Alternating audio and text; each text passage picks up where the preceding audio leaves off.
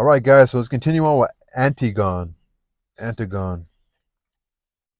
So we're going to continue on Antigone, the first of the three Theban plays by Sophocles. So enter Antigone from the side, accompanied by the sentry. So Antigone.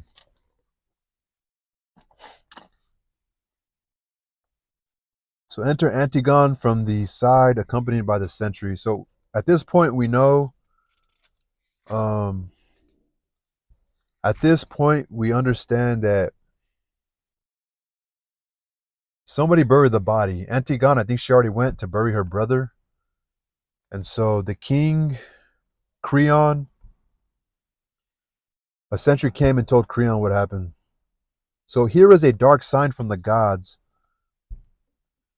What to make of this? I know her. How can I deny it? That young girl's Antigone, wretched child of a wretched father, Oedipus. So I guess Oedipus is the wretched father. Look, is it possible? They bring you in like a prisoner. Why? Did you break the king's laws? Did they take you in some act of mad defiance? So this is the chorus speaking, still from the last,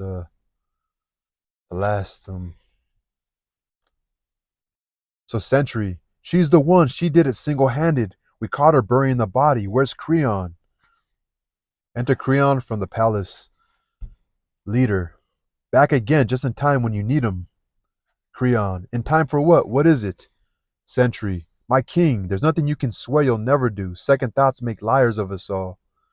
I could have sworn I wouldn't hurry back. What with your threats, the buffeting I just took, but a stroke of luck beyond our wildest hopes. What a joy, there's nothing like it. So back I've come, breaking my oath. Who cares? I'm bringing in our prisoner, this young girl. We took her, giving the dead the last rites, but no casting lots this time. This is my luck, my prize, no one else's. Now, my lord, here she is. Take her, question her, cross-examine her to your heart's content. But set me free. It's only right. I'm rid of this dreadful business once for all. So remember the sentry where the people were supposed to be watching the body. So remember he came in and got an earful from Creon, and so I guess he's like, "Hey, my debt is paid." So Creon, prisoner, her, you took her? Where? Doing what? Sentry, burying the man. That's the whole story. Creon, what? You mean what you say? You're telling me the truth? Sentry, she's the one. With my own eyes, I saw her bury the body. Just what you've forbidden. There, is that plain and clear? Creon, what did you see? Did you catch her in the act? Sentry, here's what happened. We went back to our post, those threats of yours breathing down our necks. We brushed the corpse clean of the dust that covered it, stripped it bare. It was slimy, going soft, and we took to high ground, backs to the wind so the stink of him couldn't hit us, jostling, baiting each other to keep awake, shouting back and forth. No napping on the job, not this time. And so the hours dragged by until the sun stood dead above our heads, a huge white ball in the noon sky, beating, blazing down, and then it happened. And then it happened suddenly, a whirlwind, twisting a great dust storm up from the earth, a black plague of the heavens, filling the plain, ripping the leaves off every tree in sight, choking the air and sky. We squinted hard and took our whipping from the gods. And after the storm passed, it seemed endless. There we saw the girl, and she cried out a sharp, piercing cry like a bird come back to an empty nest, peering into its bed, and all the baby's gone. Just so, when she sees the corpse bare, she bursts into a long, shattering wail and calls down withering curses on the heads of all who did the work. And she scoops up dry dust handfuls quickly, and lifting a fine bronze urn, lifting it high and pouring, she crowns the dead with 3 full libations. Soon as we saw, we rushed her, closed on the kill like hunters, and she didn't flinch.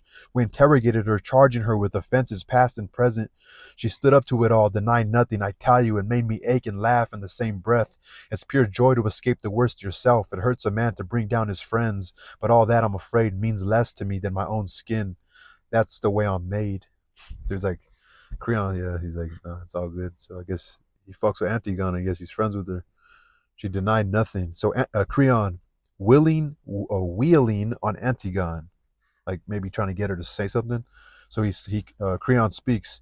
You, with your eyes fixed on the ground, speak up. Do you deny you did this? Yes or no? Antigone, I did it. I don't deny a thing.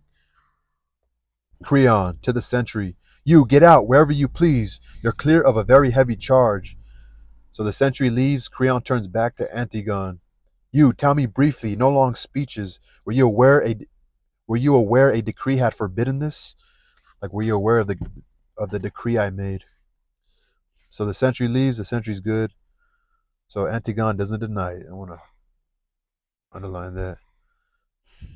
So Antigone, well aware, she tells Creon, I was well aware of your decree. Well aware, how could I avoid it? It was public. Creon, and still you have the gall to break this law? Antigone, of course I did it. It wasn't Zeus, not in the least. Who made this proclamation? Not to me. So it wasn't Zeus, not in the least, who made this proclamation, not to me, nor did that justice dwelling with the gods beneath the earth ordain such laws for men. Nor did I think your edict had such force that you, a mere mortal, could override the gods, the great unwritten, unshakable traditions. They are alive, not just today or yesterday. They live forever from the first of time, and no one knows when they first saw the light. These laws, I was not about to break them, not out of fear of some man's wounded pride and face the retribution of the gods. Die I must. I've known it all my life. How could I keep from knowing, even without your death sentence ringing in my ears? And if I am to die before my time, I consider that a gain. Who on earth alive in the midst of so much grief as I could fail to find his death a rich reward? So for me at least to meet this doom of yours is precious little pain. But if I had allowed my own mother's son to rot, an unburied corpse, that would have been an agony. This is nothing. And if my present actions strike you as foolish, let's just say I've been accused of folly by a fool. Ooh, shit. I'm gonna highlight this whole shit. So she's saying like there's laws of man and laws of the gods. It kind of sounds like Socrates a little bit. It's just fucking fascinating right here. Fucking highlight didn't run out. These laws, amazing. It's amazing right here.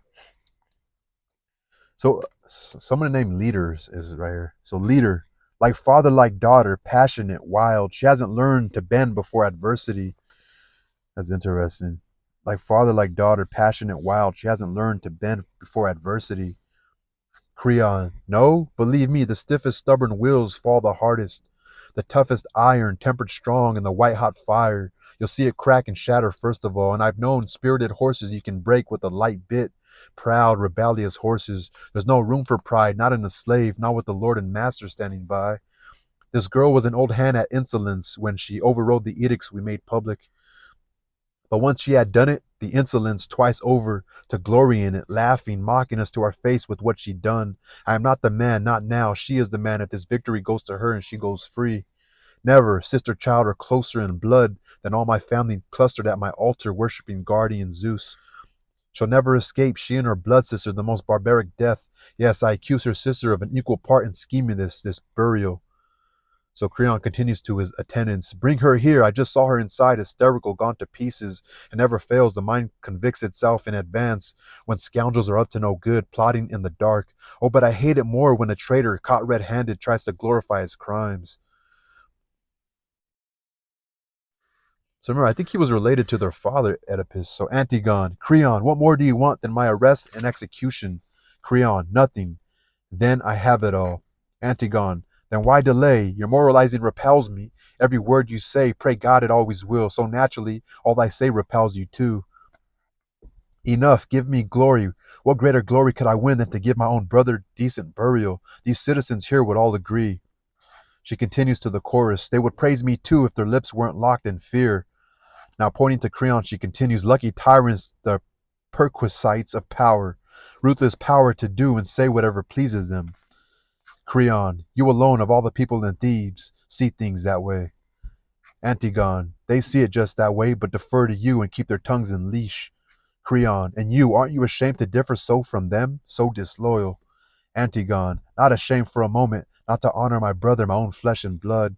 Creon, wasn't Eteocles a brother too, cut down, facing him? So the brothers fought? So Creon responds to her, wasn't Eteocles a brother too, cut down, facing him? Antigone, brother, yes, by the same mother, the same father. Creon, then how can you render his enemies such honors, such impieties in his eyes? So it's like, I guess they're brothers right here. So he's saying like, how could you honor one brother? How could you honor the brother that fought your brother? So she responds, he will never testify to that. Eteocles dead and buried. So Creon, he will, if you honor the traitor just as much as him. Antigone, but it was his brother, not some slave that died. Creon, ravaging our country, but Eteocles died fighting in our behalf, as he was a patriot, remember? So Antigone, no matter, death longs for the same rights for us all. Creon, never the same for the patriot and the traitor. Antigone, who, Creon, who on earth can say the ones below don't find this pure and uncorrupt? Creon, never, once an enemy, never a friend, not even after death. Antigone, I was born to join in love, not hate, that is my nature. Creon, go down below and love, if love you must, love the dead. While I'm alive, no woman is going to lord it over me. Enter Ismene from the palace under the guard. Chorus, look, Ismene's coming, weeping a sister's tears, loving sister under a cloud. Her face is flushed, her cheeks streaming. Sorrow puts her lovely radiance in the dark. So, Creon, you, in my own house, you vipers, slinking undetected, sucking my lifeblood. I never knew I was breeding twin disasters, the two of you rising up against my throne. Come, tell me, will you confess your part in the crime or not? Answer me, swear to me. So Ismene is gonna talk right now. I think it's just funny. Is like all she did was bury her brother. You know what I mean? So Ismene, I did it. Yes, if only she consents, I share the guilt, the consequences too. Now shout to Ismene. So Antigone, no, justice will never suffer that. Not you. You were unwilling. I never brought you in.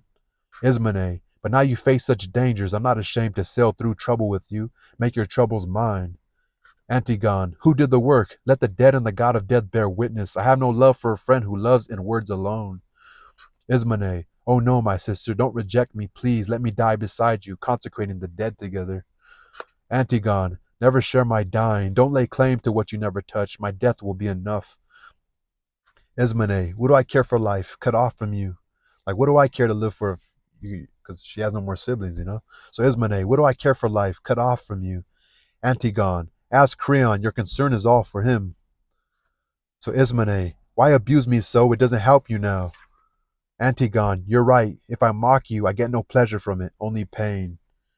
That sucks, right? So Ismene, tell me, dear one, what can I do to help you even now? Antigone, save yourself. I don't grudge you your survival. Like I don't grudge you your survival. I ain't mad that you're gonna live. So Ismene, oh no, no, denied my portion in your death. Antigone, you chose to live, I chose to die. Ismene, not at least without every kind of caution I could voice. Antigone, your wisdom appealed to one world, mine another. Interesting, right? Your wisdom appealed to one world, mine another. Ismene responds, but look, we're both guilty, both condemned to death. Antigone, courage, you live your life. I gave myself to death long ago, so I might serve the dead. Creon, they're both mad, I tell you, the two of them. One's just shown it, the other's been that way since she was born. That's funny. Yeah, that's her uncle, I think. So Ismene continues, true, my king.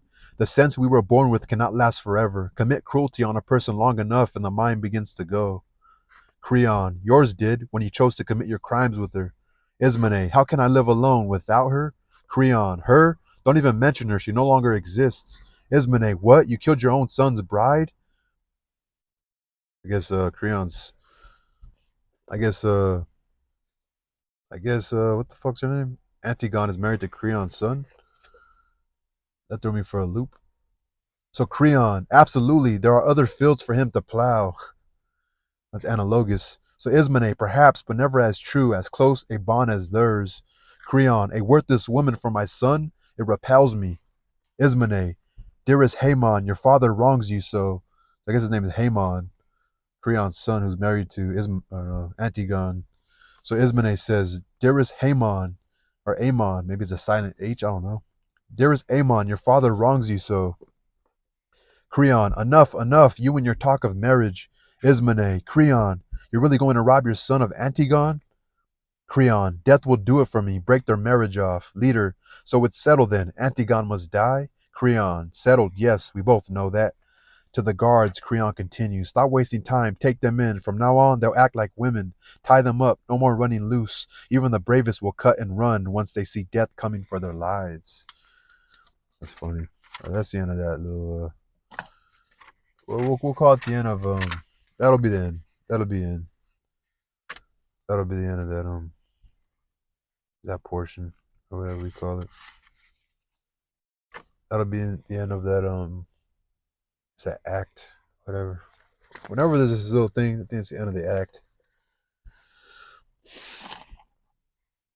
So it's funny. The centuries they turned their backs because I guess they dug up the brother's body, and the body smelled. They said it was slimy, and the sister saw what happened, and she just couldn't control herself, and they realized that it was Antigone, the sister of the brother Polynices, that it was her who broke the creed or the decree and buried her brother.